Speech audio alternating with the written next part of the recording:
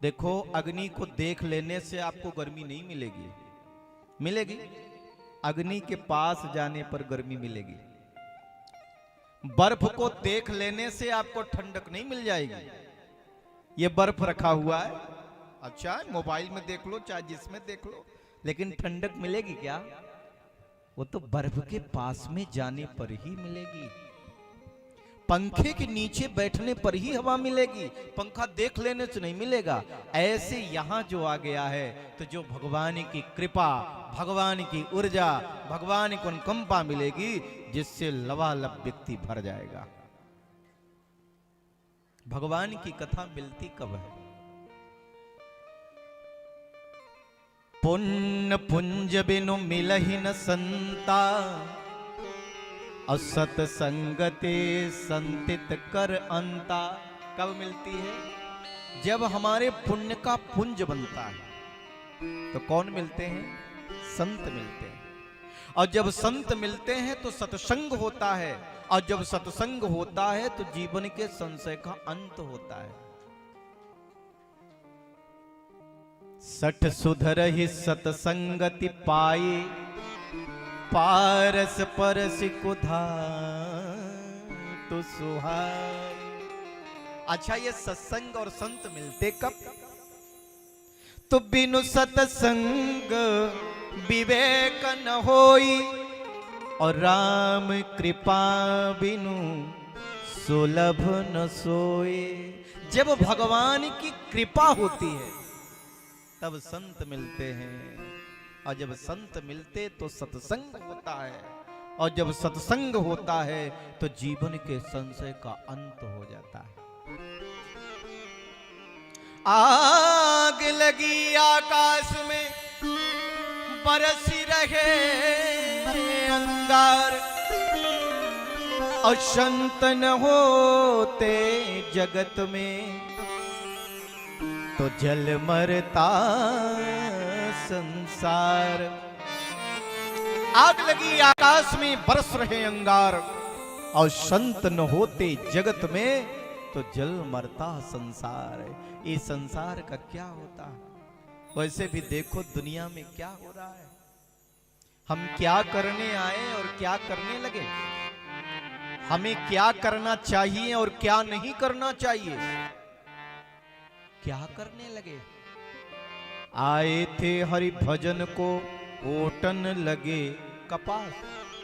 आपको पता है, जब मां के पेट में बच्चा आता है और जब 9वां माह होता है ना, हमारे भाई लोग इधर जो खड़े, आप लोग भी आराम से बैठ के कथा सुनिए। कब तक खड़े रहेंगे? थोड़ा बहुत काम हो तो ठीक है, हाँ बैठ करके आना चाहिए। तो जब मां के पेट में बालक आता है और जब 9वां महीना आता है तो मालूम है उसके आंखों से आंसू बहने लगता है, बिलखने लगता है, अति पीड़ा होती है। अच्छा, होती कैसी पीड़ा? पैर होता ऊपर का, मुंडी होती नीचे की। और सुनो, माता जी क्या खा रही हैं? चटपटा। आजकल चटपटा खाने में बड़ा आनंद आता है। चलो पानी पूरी खा लेते हैं, फिर ये ले लेते हैं, फिर ये चाय, गरम गरम चाय पी रही है, बच्चे के आंख कान नाक शरीर में जा रहा, छटपटा जाता है। मिर्ची खाती है, व्याकुल हो जाता है। कौन सुनता है उसकी? यहाँ तो स्वाद मिल रहा, आनंद आ रहा, उसकी कौन देख रहा है? जब तड़प जाता है, मूर्छित हो जाता है, तो भगवान को याद करता है और कहता, भगवान मैं कितनी बार पैदा हुआ हूं। गर्भोपनिषद मालूम है हम कितनी बार पैदा हुए हैं? अच्छा ये बताइए, आपको लगता है ये दुनिया यही ना? आप कितनी बार इस दुनिया में आ चुके, आपको हम सबको खुद भी पता नहीं। कितनी बार पैदा हो चुके, कितनी बार मर चुके, कितनी बार क्या क्या बने, जानते क्या? तो देखो, उस बालक को पेट के अंदर सब कुछ याद आ जाता है और भगवान से प्रार्थना करता, भगवान मैं कितनी बार पैदा हुआ हूं, मैं कितनी बार मरा हूं, मैं कितने माताओं का दूध पिया हूं, मैं कितनों के लिए अच्छे कर्म किया हूं, कितनों के लिए बुरे कर्म किया हूं। अब मुझे इस नरक से निकालिए। अब इस दुनिया में जाऊंगा, इस संसार में जाऊंगा और आपके भजन का ढेर लगा दूंगा। मैं माया में नहीं फंसूंगा। क्या करूंगा? आपके भजन का ढेर लगा दूंगा।